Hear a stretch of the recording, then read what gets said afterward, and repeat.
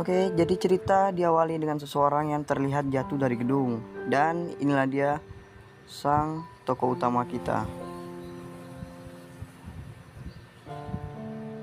Dan terlihat juga ada 4 orang di atas atap yang telah mendorongnya, yaitu para pembuli-pembuli ini cuy.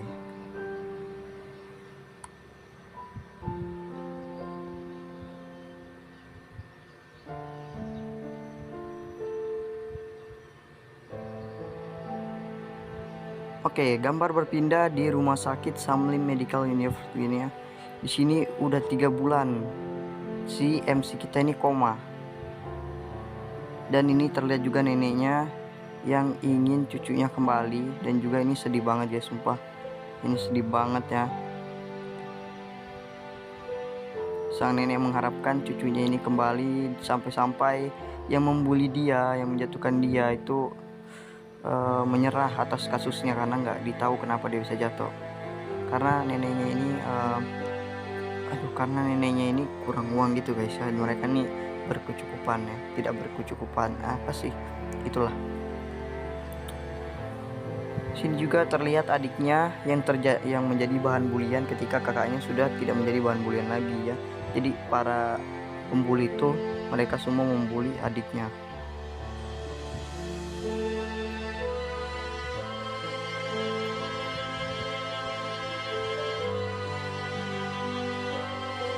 Karakter utama kita nih sadar, dia ngedengar semua gitu cerita kakaknya, adiknya, neneknya, dia dengar semua. 3 tahun kemudian, nah ini udah berpindah ke 3 tahun kemudian. Diperlihatkan dia masih koma guys, masih koma dan belum jalan juga nih. Dan terlihat juga neneknya yang pingsan ya, dikatakan bahwa sama ibu-ibu penggosip ini. Oh, nama pemeran utama kita di sini adalah Kim Hyung Sung guys.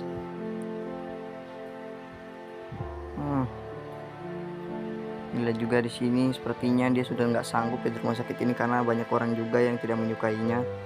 Nah, diperlihatkanlah di sini para pembuli-pembuli ini ada Park Min Chul, Choi Young Taek, Jung Min Ho, Kang Chang Suk, dan Daewang dan Kim Yung Chul. Jadi sini ada murid-murid dan juga beserta guru-guru yang korup yang melindungi pembuli-pembuli itu guys. Ya, setelah dia koma bertahun-tahun, dia ingin kembali ke masa-masa itu dan dia bertekad untuk menghancurkan mereka semua. Dan ya, scene ini pun muncul pada akhirnya ini dia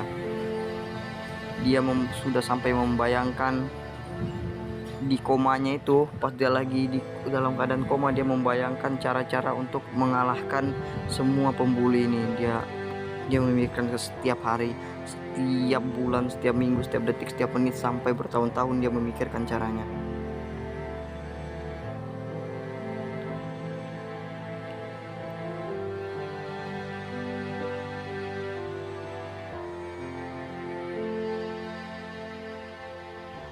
Dan 10 tahun pun berlalu. MC-nya udah nyerah, dia udah tidak peduli, dia akhirnya ingin mati. Dan ya, diperlihatkan di sini ada dirinya yang lainnya yang mendatangi dia. Dan pada akhirnya ya, seperti biasa, seperti cerita manhwa pembalas dendam seperti biasa normalnya, dia pun kembali ke masa lalu. Dia kembali ke masa-masa sekolahnya. Namun dia berpikir ini masih mimpi guys ya. Dia mencubit dirinya ya, masih sakit lah. Waduh, dia ngambil pulpen guys, dia apa kan nih? Waduh, udah cucuk dong bahunya. Dan ya, pembalasan dendam pun dimulai. Di sini ya, kelihatan sudah Kim munculnya tadi. Kim apa gitu lah, pokoknya kita panggil aja si hitam rambut kuning, si Asep. Oke, jadi ini si Asep lagi membuli anak lainnya. Ini membuli anak gendut ya, seperti di manhwa. Biasanya anak-anak kayak gini jadi pengantar rotinya, jadi budaknya di sekolahan.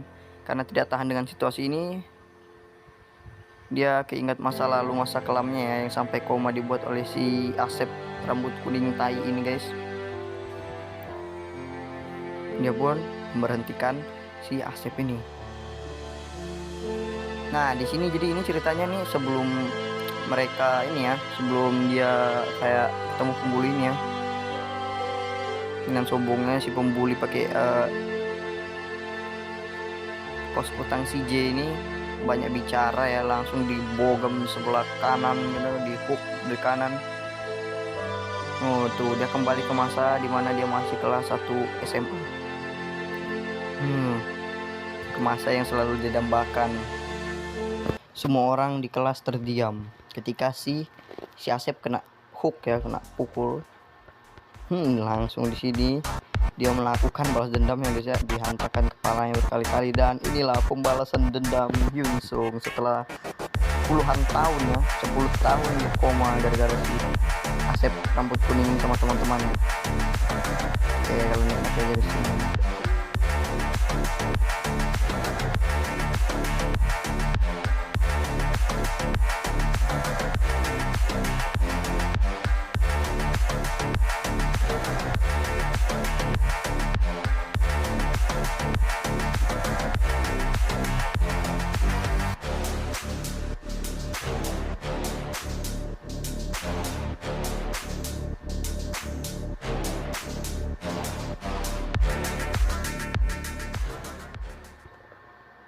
Yap, pertarungan pun terhenti karena ada yang melempar kursi. Ini teman-temannya si Hyun Sung ini. Oh, dengan santuinya dia pun ingin meladeni mereka semua. Dan ini ada si rambut biru, kita panggil aja si Samsul ya, si rambut biru nih, Chung Min Ho. Ini ada juga yang berbadan besar ya. Ini si kita panggil aja si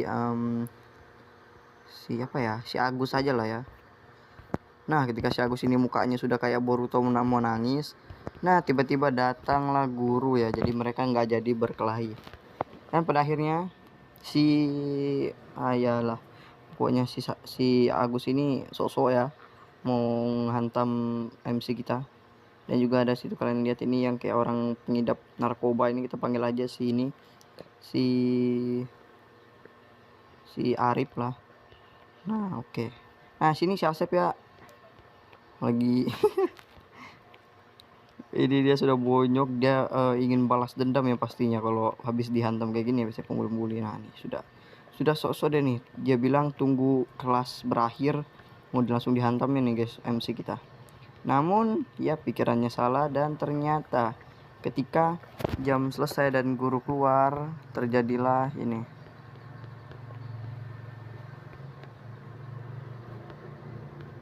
Nah guru pun keluar. Nah ketika guru keluar si Asep langsung cepet-cepet berdiri dan cuak, malah kalah cepat deh guys.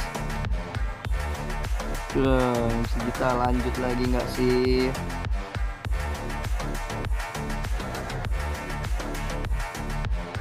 Dengan senyuman manis MC kita pun mulai pembantaian cuy. Let's go. Selanjutnya diperlihatkan si ante-antenya si Asep ini pun datang guys, dan udah di kelas tuh udah rame orangnya.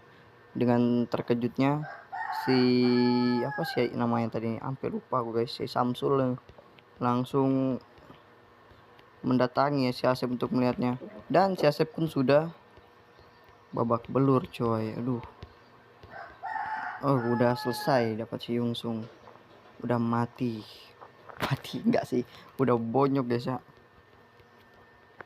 Nah langsung ini tidak bisa menahan emosi, langsung dihantam ya guys, langsung dimajuinya.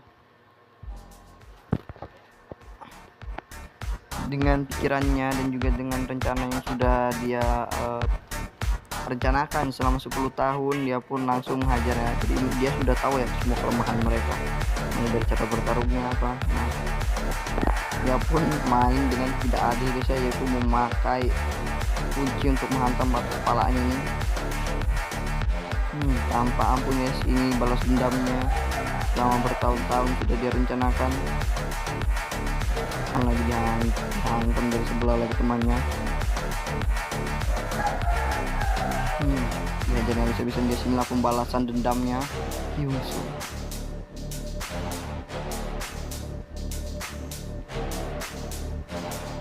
Iya, selesai guys.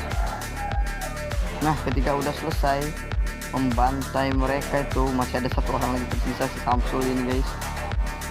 Dengan panik gemetaran dia sampai membayangkan karakter utama kita ini seperti monster katanya, padahal kalau dia tahu ini mereka yang buat dia koma, nggak bersalah sekali lah dengan tangan gemetaran seperti ketemu hantu. Dia pun langsung lihat ke bawah, ada tuh hampir saja dia kena karena ada bapak guru ini ya, si guru korup. Karena dia guru korup ya, udah dibayar sama orang tua, jadi itu membela-bela. Dia pun marah-marah sama dia. Namun karakter utama kita ya seperti biasa, dia santai aja karena dia tahu rahasia si pak sekolah ini, pak kepala sekolah, kayak mengubur kasus tentang pembulian. Dia pun dihajar sama si pak nih, sama si gurunya. Dia kata bapak sebaiknya berhenti ya. Dia pun mengasih tahu semua rahasianya, seperti perselingkuhannya dengan bu guru bahasa Inggris. Cuak. Dan yap, berakhir ya sampai sini aja dulu karena ya udah belasan menit kita rekam. Nanti part selanjutnya bakal kita lanjutin cuy. Bye bye semua.